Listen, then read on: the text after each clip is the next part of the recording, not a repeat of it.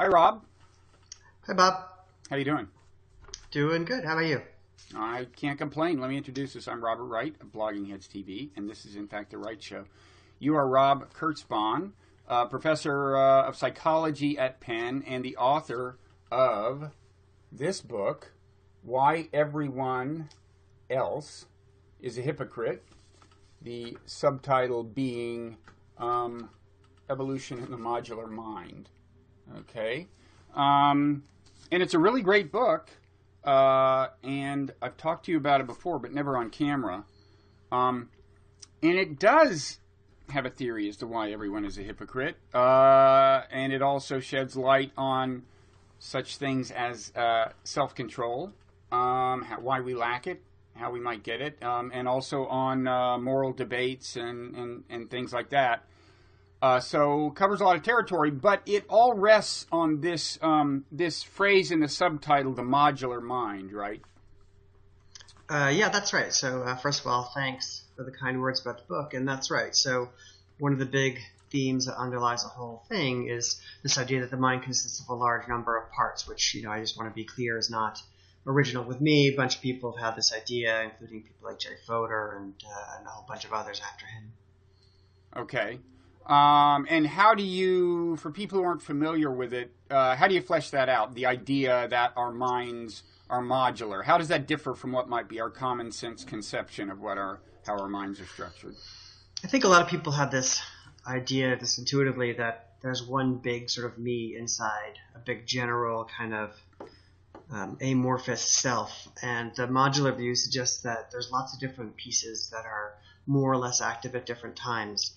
And so you can think of the mind a little bit like you might think of a toolbox or a pocket knife or an iPhone. Different metaphors have been used at different times that has all these different little functional bits inside of them. And so this intuition that there's sort of a me in there runs sort of counter to this other idea that there's lots of different bits of the self in there that are more or less in control at different moments. Okay, so are you saying that the me that I think of as me is not in control, the Bob?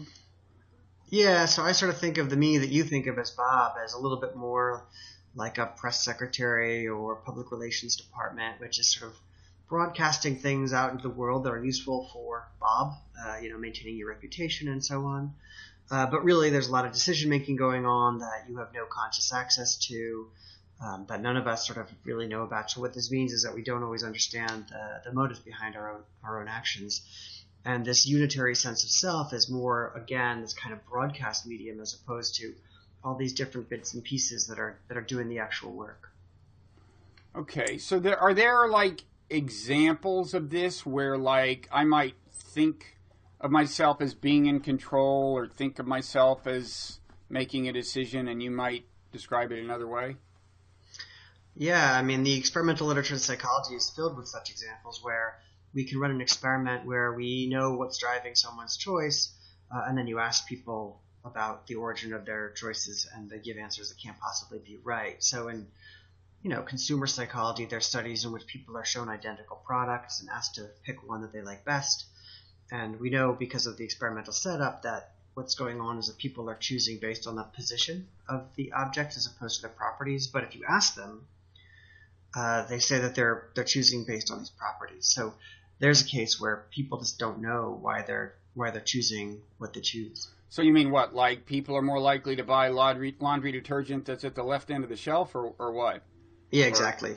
But they might not know why they're doing it. I mean, that's sort of the distinction, right? So the position is driving the choice, or the color, or something like that, as opposed to some important consumer property. Yeah. Okay. And a big kind of milestone, I think, in this worldview came some time ago with these split brain experiments, right? And these were experiments with people who were not actually, in a sense, didn't have a normal brain, but nonetheless, you, in your book, you emphasize their importance, right? Do you want to talk about those a little? Yeah, I think those studies are really important. And as you say, we should be careful about how much weight we put on them because these are not normal brains. But again, they illustrate some phenomena that are true of normal brains. So in those studies, you can show the left hemisphere, the right hemisphere of the brain different images, and then the other hemisphere doesn't know what the opposite hemisphere saw. And then you can do tasks which sort of ask each hemisphere to point at a related object. But to me, the really important part of that study is that after the pointing is done and the split brain patient is asked to explain their choices, they make something up. They basically tell a story that makes their choices seem reasonable and logical. And they believe the stories. So yeah, they're not lying. I mean, that's one of the things is that when people are making up these stories, it's not as though they're dissembling. It's quite genuine. So in the classic setup, so again, these are people whose the connection between the hemispheres was severed for therapeutic reasons, and it's a kind of complicated arrangement that is required so that they're feeding some visual information only into the left eye, which means it only goes to the right brain, and so too with auditory information. I guess they can give commands or something, but anyway, so they can communicate with one hemisphere or the other. They tell somebody, get up and walk toward the door. They tell the right brain that, right?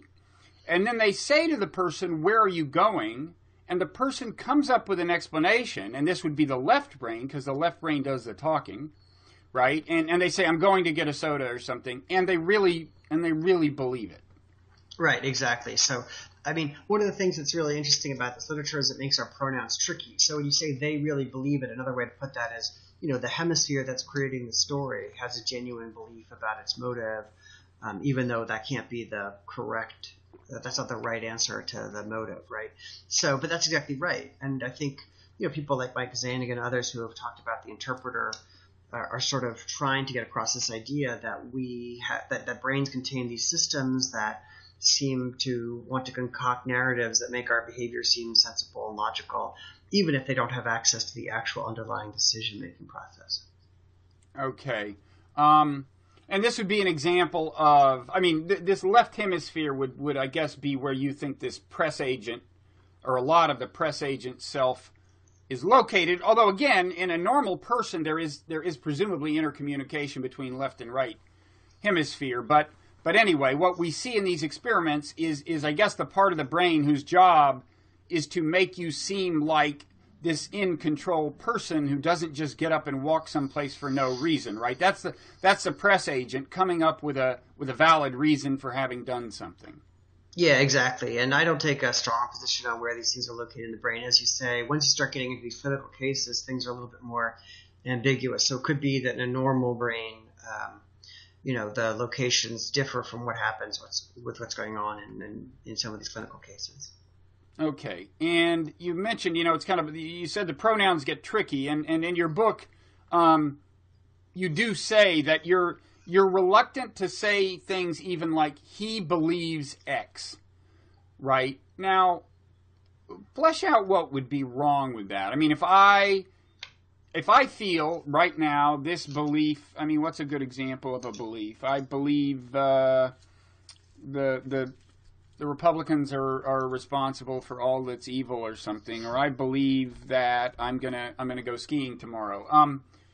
What's wrong with saying that I'm the one that holds those beliefs? Well, I think for some purposes it's fine. So I think for kind of everyday conversation, it's perfectly fine for you to say that about the Republicans.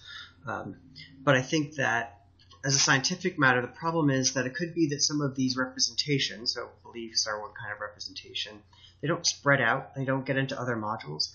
The examples that I think illustrate this most clearly are the visual illusions, where you have one part of your brain that perceives X, Y, or Z to be the case. So I have the shading illusion in the book. Yeah. And then you have another part of the brain that knows that the part of the brain that's doing the perceiving is getting it wrong.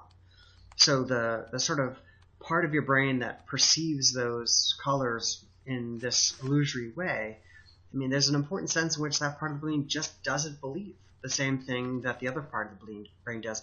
So if you believe that, if it's true, that some representations don't move from one bit of the brain to the other, as they don't, for example, in the split brain patients that you were alluding to earlier, then making this claim that the belief sort of spreads out and gets everywhere, it kind of runs into this problem where it might not be true. Yes. And to the extent, yeah. Sorry, I'm just showing people this illusion you're talking about, okay, where the shading illusion, where these two things labeled A and B, which seem to be a very clearly different shades, are in fact not. They are the same shade, and you can prove it to yourself by isolating them and comparing them, right? But then how does that but you still that doesn't change the way you see it, right? Is that the point? Right, that's right. So the part of your brain that's building the percept, in this particular case, doesn't change the way it represents the information, doesn't change what it looks like, simply because you have propositional knowledge that the two are in fact the same. So your visual part of the brain, or your perceiving part of the brain, that thing is resistant to this kind of top-down information. And I just want to be clear here that that's not always the case. There's reverse cases where top-down information can actually change the percept. So I like these examples where once you, for example, hear words in a set of syllables, you can't sort of unhear them. You can't not hear the words in the string of syllables. It actually does sort of go from the top down into the perception. So the important point there is that it is possible, but not necessary, that top-down information can stay isolated from that. It might not affect what's going on at the perceptual level. Mm-hmm. But that, in any event, is an example where these two kind of modules stubbornly maintain incompatible beliefs about something. Yeah, and exactly. And I mean, my view is that there's lots of stuff like that the perception world is a nice world to illustrate the basic case, but that there's plenty of places in the mind where you're going to have conflicting beliefs and at sort of higher levels of cognition. Okay, so are there some other ones that are worth talking about, or? Well, I mean, some of my favorites are so scientists with religious beliefs are always sort of interesting to me, where on the one hand, there seems to be some parts of their brain that have, sets of supernatural beliefs, and then other parts of the brain that are resisting it. Mm-hmm. I think there's plenty of examples of this kind of conflict. Again, I think the ones that become most clear are the perceptual examples, because they're the persistence of the representation, the fact that you keep seeing it mm-hmm. as different shades. I feel like those are the most illustrative. Now with the scientists, the kind of religious scientists, some of them might describe it as a distinction between kind of reason and feeling or something, right? They might say, well, when push comes to shove, I feel the presence of God or something, but I don't actually quite think that way, right? I mean, but would you not accept that kind of distinction? You would want to get more modular than that? I mean, I think that there's lots of ways that people try to justify what it seems to others that are mutually incompatible beliefs. And mm-hmm. And so people will run circles around themselves trying to make the contradictions seem, to make sense. I mean, so as you probably know, and well, I'm sure you know, I'm interested as well in sort of moral issues, where again, I think you can spot fairly easily these cases of contradictions where, so for example, abortion is always on the top of people's minds, and so people say that the reason that they're pro-life, for example, might be because they think that life begins at conception, and then some of these same people will say that they think that there should be exceptions for cases of rape and incest. And if you then ask them, well, is it okay to kill a 2-year-old who it turns out was the result of rape or incest? They say, no, of course not. Well, so what that means is that the reason behind their moral justification can't really be that they think that the fetus has the same status as the 2-year-old child. It has to be something else. So there's some kind of disjunct there between what someone believes in terms of the justification for their moral stance and what I think is really the justification for their moral stance. But I agree with you that people can spin stories that try to reconcile those kinds of things. But I think for me, the kind of explanation where it's just that you've got different systems that are doing their thing is the more satisfying kind of explanation. Okay. Now on this, so I guess one question is, I mean, I have this conception of the self, myself. I mean, the typical person does, at least, leaving aside my own views. And let's just make sure I understand what the different things you think are wrong with the standard view. I mean, can you list I mean, first of all, what are things that are not true of what we call the self, in your view, that are commonly thought to be true? Well, I mean, part of my resistance to this notion of self is not exactly located in the lay conception of the self. A lot of it has to do with the way the term is used in the psychological literature. So what you're seeing there is a reaction to that. So, for example, people use the self as a kind of an explanatory entity in psychological theories, and that, I think, is probably going to turn out not to be right. As if there is this central unitary controller of these lots of different kinds of processes. So I think that for me, this notion that there's one kind of central guy in charge that explains, why people do what they do in a wide variety of circumstances, I think that's probably not going to turn out to be right. Instead, what you need is an explanation that makes reference to lots of different things going on in lots of different in different times, and depending on what the context is. So,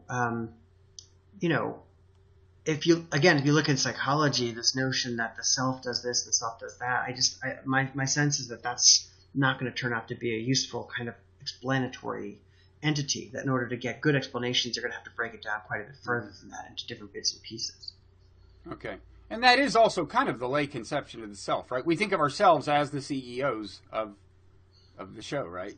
Yeah, exactly. And I think that, an interesting question that I don't really know what the answer to is, why is that? So why do we all seem so confident that there is one central author of our actions that persists through time, and it's the same guy that, was there when I was a kid, and it's going to be there when I'm an adult, or I guess when I'm an old person, and that it has this persistence over time.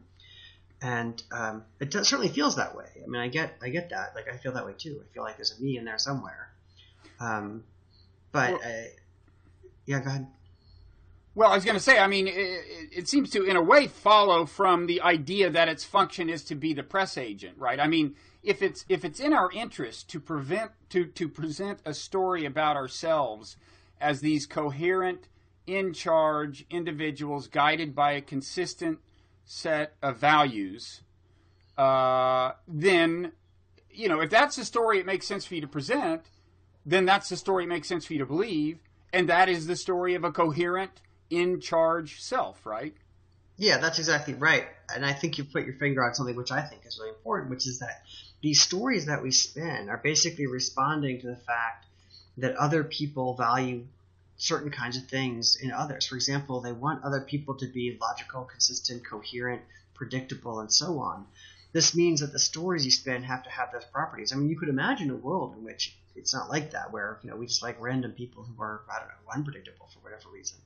But that's not the world we live in. And so the stories that we spin tend to have these properties that make us kind of good social agents, that make us coherent and parsable and understandable and comprehensible. And so exactly as you say, I think that's what the press agent is up to. It's sort of making us appear as though we're good people to have around because there's at least this consistency that enables other people to predict what we're going to be like and what we're going to do tomorrow, because it's going to be a little bit like what we did yesterday. Right. And in fact, I guess the person who said, basically, so I contradict myself, so what? I think it was Walt Whitman, right? Yeah, that's right. Mm-hmm. Anyway, it's such a weird thing to say that he's famous, for having said it, among other things, of course. No. But I mean, it's so unusual for someone to say, so what? I contradict myself, that you can go down in history for having said it. Okay. I mean, it's sort of interesting that it's an artist. I'm sorry, I didn't hear that. I was saying it's sort of interesting that, right, you have to, the person you got famous for it was someone in the arts, right? So it's okay to be a little bit crazy if you have the ambiance of arts surrounding you, I think. Maybe that's right. Okay, so then tell me what's wrong with this common way of describing a situation involving me. Okay, I really wanted to have the chocolate, and I really felt drawn to it, but I knew that if I did it today, I'd do it tomorrow, the next day. The next day, eventually, I'd gain weight, and I wouldn't be able to sleep at night if I ate so much chocolate. And so I decided not to eat the chocolate. Now, you think that's an inaccurate way of describing what's actually going on in my brain, right? Yeah, I think that from a lay standpoint, it's fine to talk like that. When you're talking to your, family at the dinner table, it's fine. But I think eventually psychology as a scientific enterprise is going to have to move on from sentences that have pronouns like that. So if those sentences are going to have to be something like, there were certain systems in your head which are designed to be motivated to eat high-calorie foods, and those systems had certain kinds of, you can call them motives or beliefs or whatever, representations. And then there's other parts of your head that have motives associated with long-term health. And those systems had certain beliefs about the chocolate and what's a good thing to bring about. And so those modules inhibited, the behavior that was being facilitated by the short-term modules. And so, in that description, there's no word I in there. There's no pronouns that are sort of covering the whole self. There's little individual modular systems that have beliefs, desires, motivations, representations about the world, representations about other modules, and so on. And I feel like that's going to turn out to be a much cleaner way. Well, cleaner in the sense of it'll be accurate, but it'll be a bit messier in the sense of it kind of cuts across the grain in terms of our intuitive way of referring to ourselves with pronouns like I. So I think that it doesn't make a lot of sense to say I both wanted and didn't want to eat chocolate. It's not clear what that I refers to, but it makes a lot of sense to say some part of my brain is driving me to consume chocolate and a different part of my brain is inhibiting those desires and those behaviors. I think that makes perfect sense. Now, one virtue, though, of talking the old-fashioned way is it seems to account for how one side was victorious, right? You think of yourself as being like a judge who's deciding between two parties and renders a ruling. We've seen that happen in real life. It resolves the dispute. One party wins, one party loses. If that's not what's going on in your view, if there kind of is no me to do that, how is the conflict getting resolved? How does the short-term or long-term module prevail? So I think of this as really modular fights. So I think that these guys, one way to think about it, and I'm not saying this is exactly right, but it certainly eliminates the need for an arbiter in there, is that these different modules are sort of fighting for control of the muscles, or fighting for control of behavior. And when one sort of system wants to get its way, what it does is it sort of inhibits the other one from sending signals to the muscle systems, or it inhibits the action of the other one, or does something else, so that the modules themselves are doing the fighting without there having to be some sort of third party that's making the ultimate decision. So there's no judge. It's just that the two parties are fighting with each other until one wins. And I think that, and I don't want to say this too strongly because it's not my specialty area, but there's lots of models of what's going on in the brain that have that kind of feel to it, where there's systems that are doing their thing, and one system sort of winds up winning, not because it's chosen, but because its activation is higher than the other systems, and its activation inhibits the activation of other systems.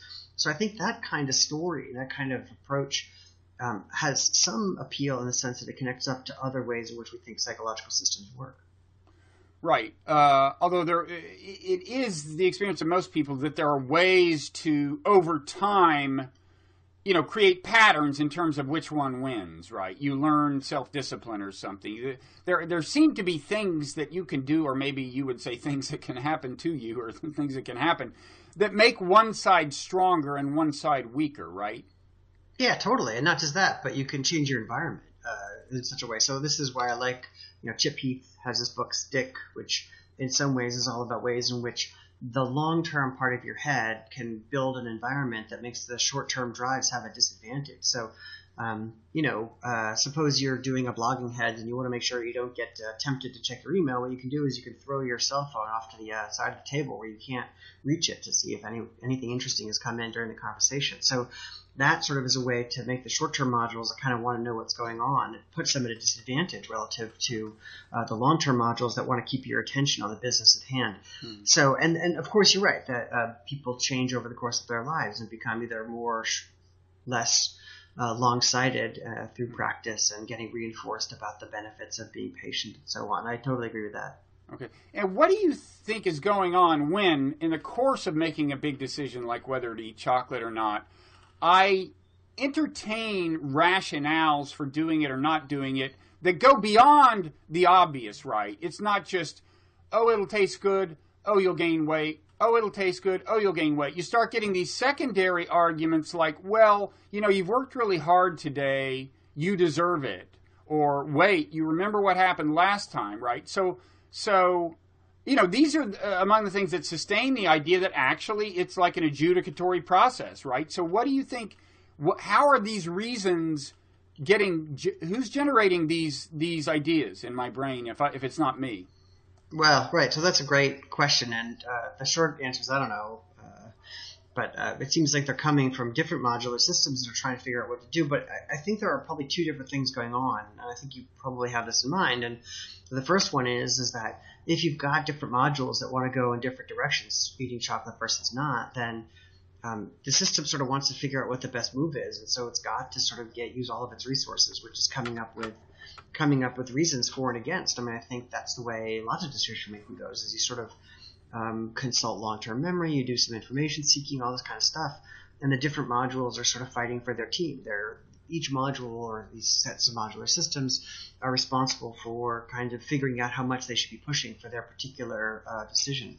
But I think there's a second thing, and here I think Hugo Mercier's paper against Sperber is really nice, which is that people want to come up with reasons to justify their behavior to other people.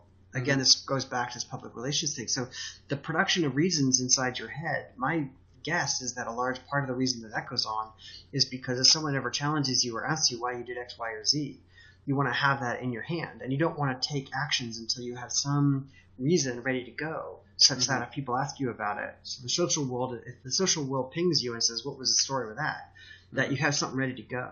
And I think this is why, the marketing people are telling me that consumers need only one reason to buy a product. Is that basically it's not that one reason dominates all the other features of the product, the price or the quality or the whatever, the brand, who knows.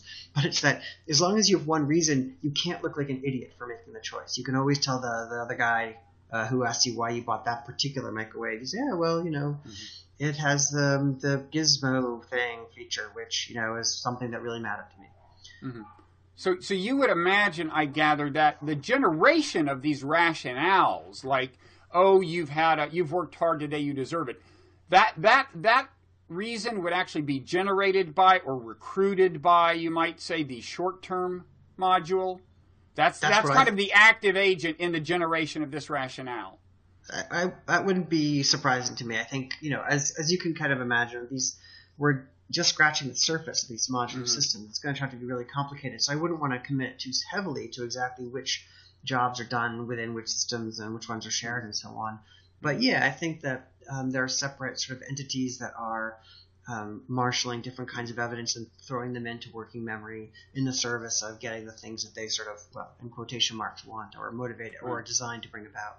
And in that sense, the rationale is kind of more than a retrospective rationale that had no causal effect, because you can imagine it being the case, right, that, hey, if you're not going to be able to defend this to the public with a reasonable rationale, then the cost-benefit calculus works against this, and it actually doesn't make sense to do it, right? So in that sense, reason of a sort could be decisive in the calculation of what to do, right? Yeah, absolutely. I'm not trying to say that reasons and cost-benefit computations aren't driving decisions. I absolutely think they are. I guess what I'm saying is that they're certainly not the only thing and may not even be the primary thing. Certainly the first part of that. I think there's plenty of evidence that what's going on in terms of again, cost-benefit computations and so on, that those things are really important. I'm just saying that you shouldn't necessarily take people's words for it in terms of what they're up to and what the basis for their decisions was. There could be other stuff going on that they don't have conscious access to. Okay.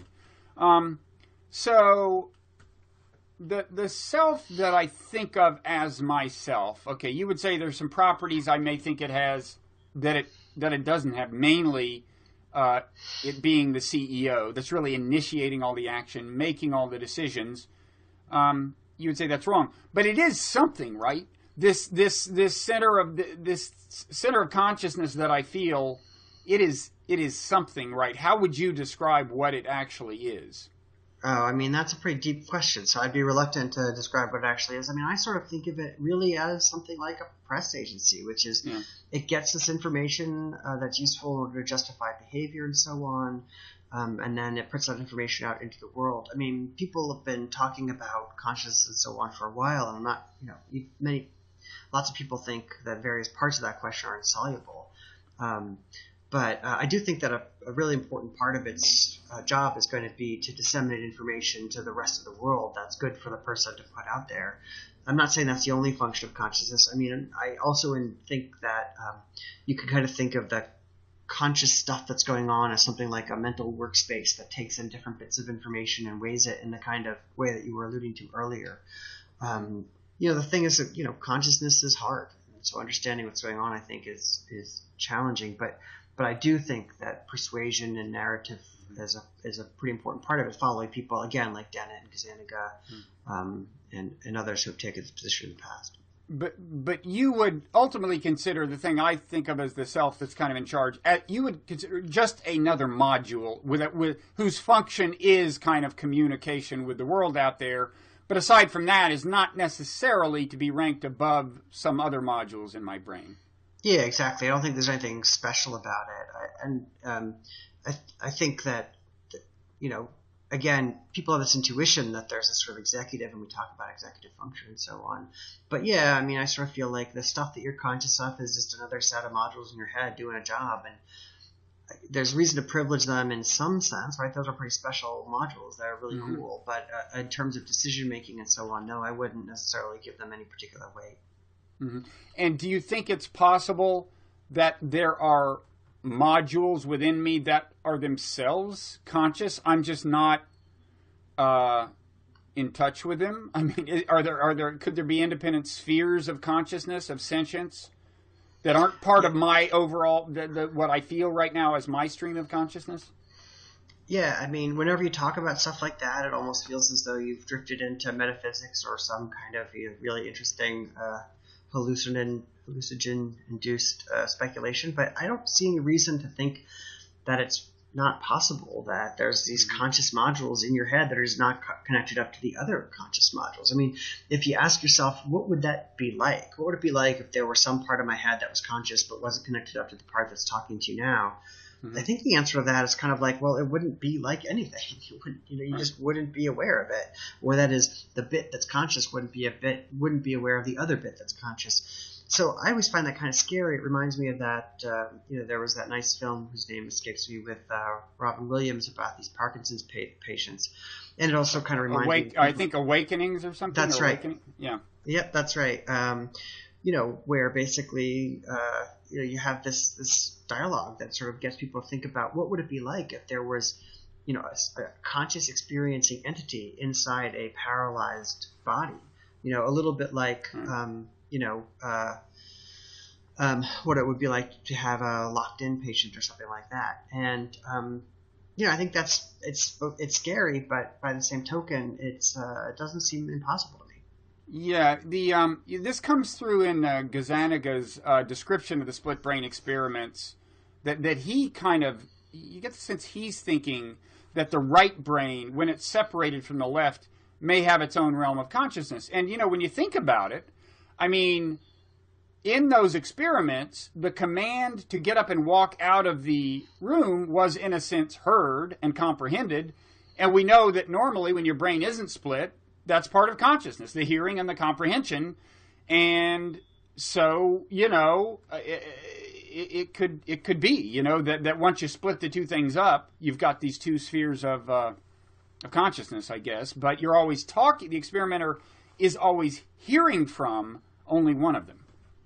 Yeah, actually, now that you say it out loud, I'm embarrassed I didn't come up with that myself. That's right. So I think the split brain patients are a good example where within the same skull, you've got two brain things that are presumably conscious and yet not sharing consciousness with each other.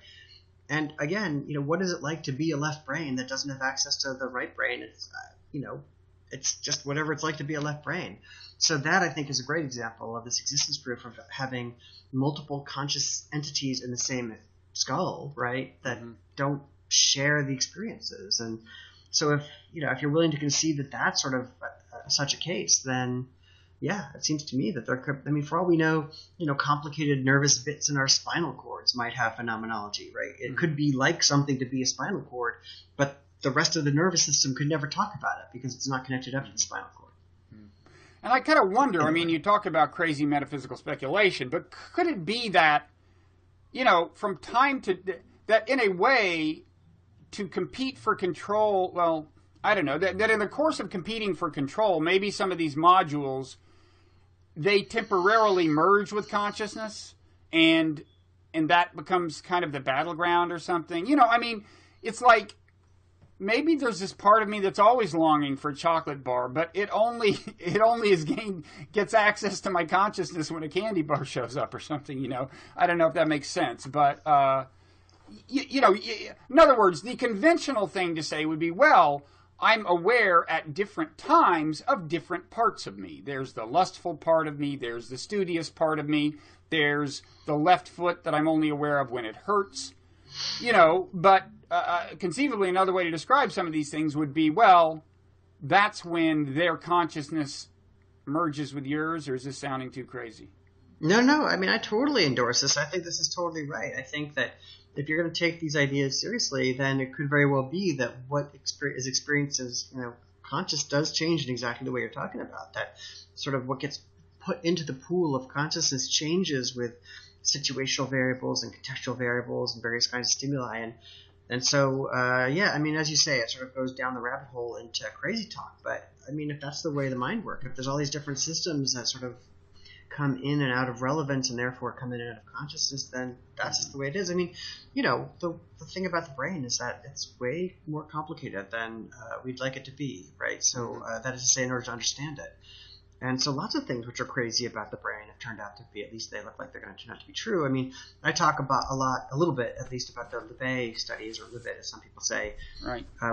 So those, in that study, people are told to move their hand and to report when they made the decision, and the nervous activity is recorded, and the nervous activity for the decision begins before the report of when the choice is made. And what that means is that some bit of the brain that you're not aware of was making this decision, quote unquote, for you. And, in some ways that had to be the case, or at least I think many of us figured it had to come out like that.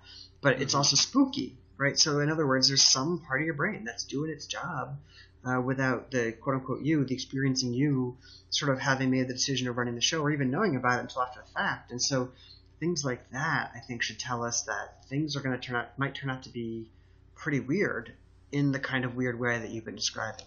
Yeah, I always wondered about those experiments because, as I gather, it's like they say, tell us when you've decided to push the button or something like that, and you tell them, and they, how does it work exactly? You tell them, so you make the muscle movement and you tell them when you made the decision to move the muscle, to start to whatever. And the clock said.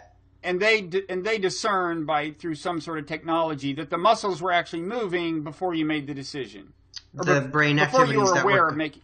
Yeah, sorry, go ahead. So, the brain bits that were going to be telling the muscles to move, they were doing their job before people say that they made their decision, as measured by that little clock that they've got up or what have you. But couldn't that be accounted for by a delay in the by how long it takes to get from the decision to the speech that describes the decision? Yeah, I don't think that those experiments lock it down completely, and they don't eliminate alternative explanations, including these kinds of failures of measurement. But I think many people take it at face value, and if it is taken at face value, then it does. People say, it looks like the decision was made before the person or whatever. So the reporting entity was able to report on it. But sure, I think that you could come up with alternative explanations. None of these things are going to lock stuff down completely. I assume there's now been a chain of these experiments, I think, since Libet did the original one. I would think they've hashed this out. And I never hear anyone raising the question that I have, so maybe they have figured out a way to correct for that somehow. So anyway, you think that for the reasons we've covered, that it's kind of wrong to say there are cognitive biases, right? We suffer from cognitive biases, or we are, or whatever, right? What is wrong with describing? Let's say, what are some standard cognitive biases? I guess people, attribute, when they see attractive people, they assume they're smarter than unattractive people or something like that. There are these various things, right? But why is it wrong to say that's a bias on my cognition? Well, so, I mean, I guess I don't resist the notion of bias quite as strongly as you're suggesting I do. I think that in some cases, what's looked like a bias to some people, to me, looks like it's something which can be perfectly reasonably understood on the basis of whatever the job of the mechanism in question is. But so bias is usually used with respect to some normative theory, which is useful for lots of purposes, and I'm not really trying to run up against that characterization. All I'm trying to say is that when the brain is doing something that at first looks funny, it could very well be that it's doing something useful. But to do something useful, you just have to violate whatever the relevant normative theory is. So in terms of that particular one that you mentioned, I don't know as much about this as I know about some other stuff. But in such a case, it could very well be that it's true, for example, that people who are more, people should just, it's not unreasonable to expect people to go with base rates. And there could be other reasons having to do with, how people are sampling from the world or what have you. But if it turns out that that's not true, but people do make the inference, then in that case, I am perfectly happy to call it a bias. That's fine. Mm-hmm. But you have kind of a similar issue with the term self-deception, like especially if I say, like, I deceive myself. Yeah, that now there I do take a strong position. So there I think that talking about self-deception is really not very useful. And I say that with a certain amount of trepidation because, as you know, Bob Trivers, he thinks it is very useful. And so Bob is, a pretty smart guy. So I'm a little bit reluctant to find myself in disagreement with him. But right, I think the language of self-deception is not going to be helpful. And this runs into the problem with which you started this sort of blogging heads, which is this notion of the problems of talking about the self. So if I'm deceiving myself, I think that's, as an ontological matter, it's very difficult to figure out how to pay that out in anything that would be sensible. So who's the I? What's the myself? I think there's much better ways to think and to talk about it than to say something like I'm deceiving myself. I don't even know what that might mean. But you would be willing to say there is a module that is not sharing information with the conscious public relations module, right? And some people, yeah. So you might say module A is deceiving module B, and module B is what I think of as myself. Yeah, although that does a little bit of violence to the notion of deception. So if I don't pass true information to you, am I deceiving you? Maybe. It depends on how people want to use the word. But yeah, I think you've got it exactly right. That it's perfectly reasonable to say some modules are designed not to pass information on to another module, and so there's something that can be interesting there, right? So that the module that's doing the talking is not going to have access to the best possible estimate of what's true, because this other module didn't share information with it by virtue of its design not to do so. And then that's fine. So that's a case where you are potentially going to have these conflicting beliefs in your head, right? So I think that's a more useful way to put it, is to say, you have a true belief nestled in your head somewhere, and then you have this false belief which you're using for propaganda purposes. Those two beliefs are different from each other. And I don't think there's anything to be gained by calling that self-deception. I think that the language of representations and encapsulation is a much kind of tidier way to talk about that. Okay, so then your view of your life is like, I'm sure you, on the one hand, have the kind of sense that the conscious you is like doing all this stuff, but your actual belief is that your conscious self is doing something a little more like, I don't know, watching a movie or observing the play, the interplay of forces more than controlling them, right? Yeah, I think that's right. I mean, I think we're more than observers. We're sort of participant observers. The conscious self is sort of getting information and then maintaining various kinds of it's in the propaganda business, so it's got to do a bit more than observe. But right, the author of actions and behaviors are things that our conscious selves don't have access to, which is a little irritating and frightening. And how does this affect your everyday life? Walking around with this conception of your, if you'll forgive me, self. Well, I mean, I tend to be a little bit more forgiving of myself, as it were, again, with apologies for the language, for doing otherwise puzzling things. So I tend to be more willing than I think I otherwise would to sort of go with whatever my intuitions are. So, for example, my priorities in terms of my work stuff. I don't always know why I put some stuff on the top of my list and some stuff on the bottom.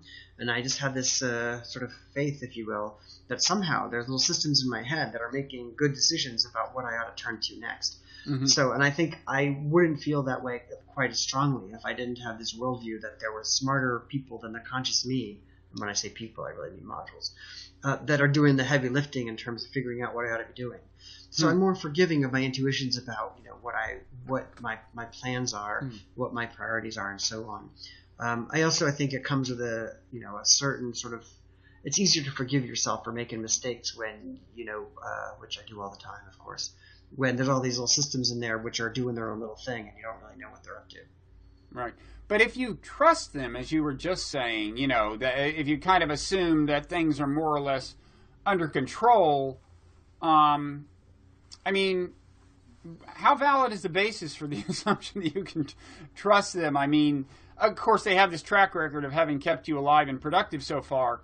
But there are people who would have a sufficiently cynical view of natural selection's agenda that they would say, well, certainly, like in an ethical sense, you can't trust them, right? Or I don't know. Yeah, I wouldn't want to push it too far. You're exactly right that you can't sort of just blindly trust what your little systems, your appetitive systems are going to want to do, right? Otherwise, all you would do is eat chocolate and watch porn all day just to feed your sort of short-term reward systems. So I absolutely agree that you don't want to trust them completely. On the other hand, again, for some stuff where, especially when I have difficulty consciously thinking of good reasons for why I should do X, Y, or Z as opposed to A, B, or C, then I'm more likely, I'm happier to go with my gut. And, this corresponds a little bit to what people like Danny Kahneman and others have talked about, which is that, if you're an expert in something, then you should go with your sort of rigorous reason-based system. But if you're not, then sort of you might be better off just going with whatever your intuitions are telling you.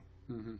And we should, as long as we're on this subject, I mean, although we're about out of time, I should say that near the end of the book, you actually do an extended analysis of kind of moral discourse and value systems. That is, I think it's fair to say, fairly cynical, right? Yeah, so other people have described my moral view as cynical, and that's because my sense of people's moral commitments is that they're driven by self-interest as opposed to principles. And sort of during the course of this conversation, I talked a little bit about abortion, and I think lots of other moral views are like that too, where people are deriving their moral commitments from what moral world would be good for them to live in, and then they just spin it as principled in some way or another, even when that principle conflicts with some other principle. And of course, this is why I'm plugged into hypocrisy as an important point, which is that people live in these worlds in which they're trying to sell a story about what other people should do, that is what the moral rules ought to be, and then they do whatever's good for them. Mm-hmm. And I think many people take that as a pretty cynical kind of worldview. Okay. All right. Well, listen, thank you, Rob. Again, I very much encourage people to read the book, which, in addition to being very interesting, is written in crisp and humorous fashion. Congratulations on it. Thank you. And now I will let whichever module is writing your next book resume control of your consciousness. Well, thanks, Bob. It's been a pleasure. All right. Thank you. Thank you. Bye-bye.